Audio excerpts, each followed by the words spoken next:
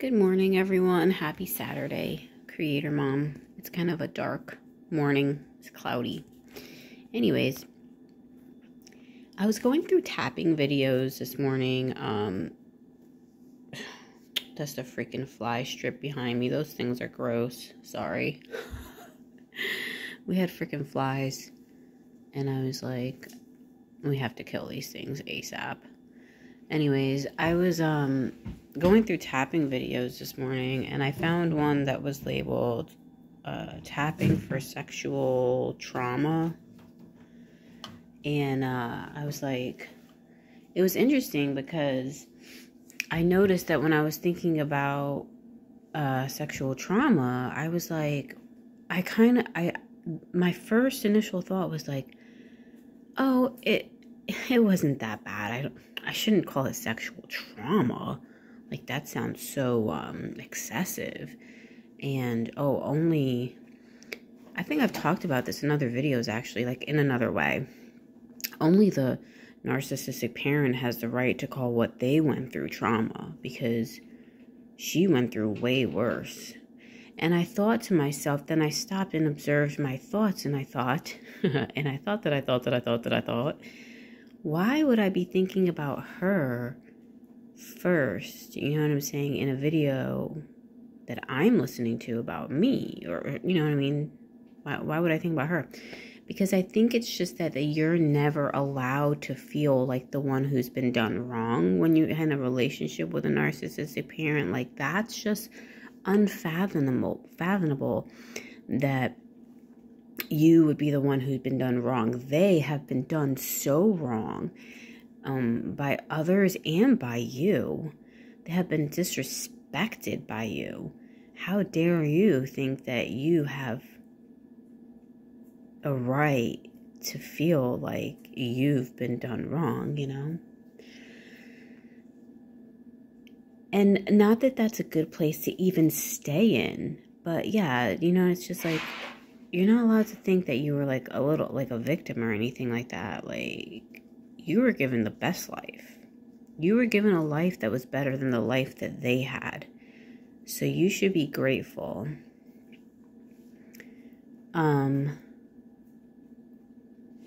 So yeah, of course, I guess because of that, it seemed that my initial thought was like, oh, well, her, she was the victim. Like, really bad things happened to her. But it's just like, sure, maybe bad things did happen to her, but so what? That's not what I'm thinking about right now. That just because something bad happened to somebody else, or you perceive that something worse happened to somebody else, shouldn't devalue what you went through at all. Because when you disregard and say, oh, she went through more, what I went through was nothing, then what do you do then? You just move on. You keep moving on. You didn't heal anything. You didn't process anything. All you did was disregard yourself and devalue yourself. That's it. But in your mind, you're thinking, oh yeah, I'm past that or whatever. They went through more. But like, maybe you didn't, because you're just disregarding yourself. You're disregarding what you went through. We're not talking about her. We're not talking about them.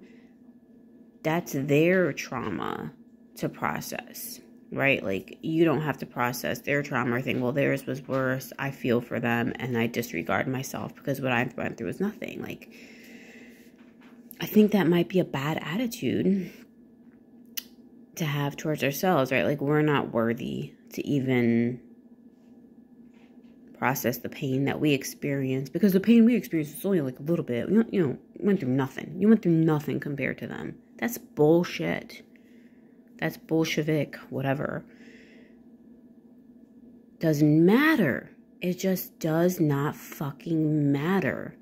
What matters is you, in your own psyche, in your own body, processing what you went through, not them. They have to process the pain that they endured and went through. But too bad that they put it on you, right? They were like, all I went through. They were like, you're lucky. I went through worse, right? Instead of fucking growing up and processing their own pain and trauma, they chose to dump it onto you so that you feel devalued so that you feel you don't have a right to have pain or trauma because theirs was worse. That's another thing. Never tell kids, well, you're lucky. My mom was way worse than I am. My mom was... Fuck that. You have to process that pain of how your mom was worse. Not dump it onto your kids, you know? When people say things like that to children, do you think that's going to make your children genuinely, authentically appreciative of you? Sure. Like maybe like in a twisted, empathic way, right? Where we're doing this thing where we're devaluing ourselves because we have to feel empathy for other people. We have to have misplaced energy for other people. It's just like... So yeah, what is the agenda behind someone telling their child that they experience more pain in their life than their child is, and that their child has it way better than they did? You're not going to produce anything good in your child by saying that. You're going to make them feel like they're unworthy, like they're non-deserving, like they should feel guilty. Or you're going to make them use their empathetic energy in fucking fucked up ways. So, process your own pain and trauma. Don't dump it on your kids, right? And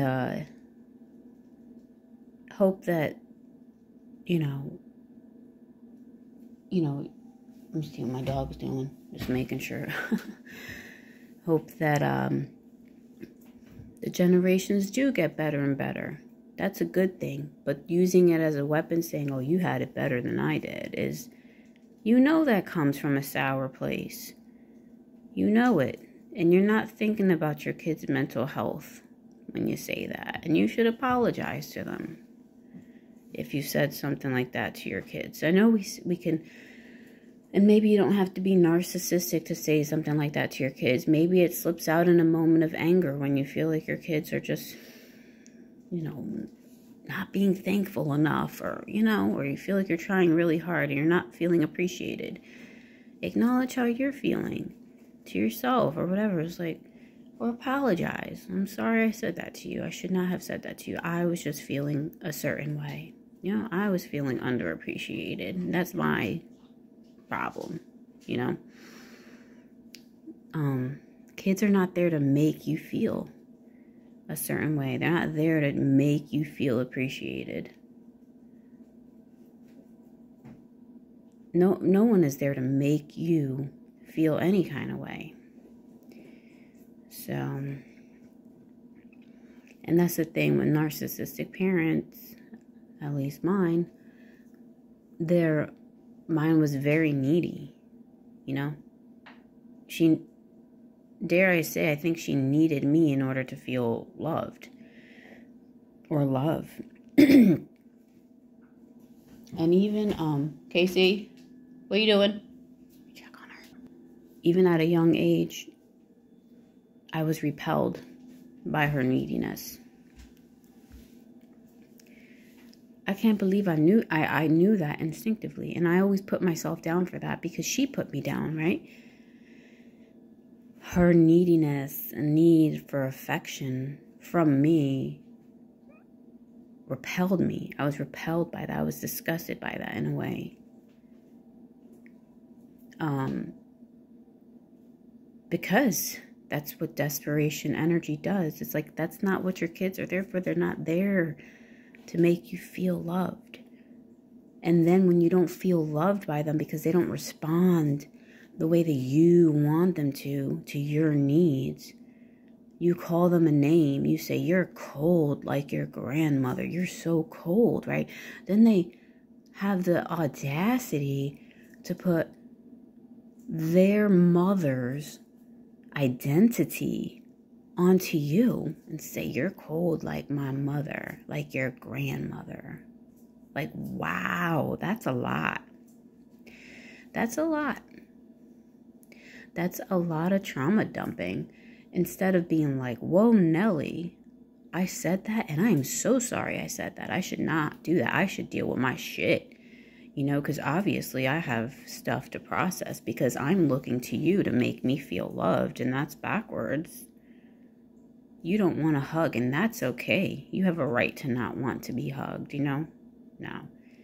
See, the narcissistic parent doesn't have boundaries. They have a right and entitlement to whatever they want from you. Because after all, look at all they've done for you. They've made life better for you than they had it in their minds. I think that when people have a genuine, authentic relationship, that your kids might, you know, genuinely feel like, wow, I'm thankful for mom, you know? They don't have to be manipulated into feeling grateful for you. That's ridiculous. So, anyways, I think that's all I want to share. It kind of like turned into a little bit of a rant. But yeah, if you're in a moment where you're processing your own pain, and then you find yourself thinking, well, that's nothing. So-and-so went through more than I did. You got to stop yourself or ask yourself right there, like, whoa, why am I doing that? Yeah, sure.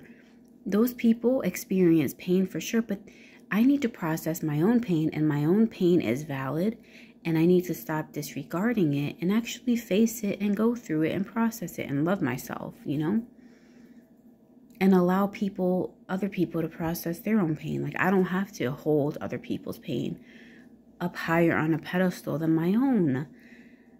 Because who's going to be there for you to process your own pain but you? You can't be there processing other people's pain. You got to process your own. And sure, you can help support other people process their own pain, but you can't, again, take that into yourself. You had to take your own pain into yourself. You had to process your own pain. Deal with that. Again, I'm repeating myself, I know. Don't disregard that. And I'm going to take my own advice, you know. But yeah, it's just something to observe and acknowledge. So I think I'm just going to stop here. And have a wonderful, wonderful Saturday.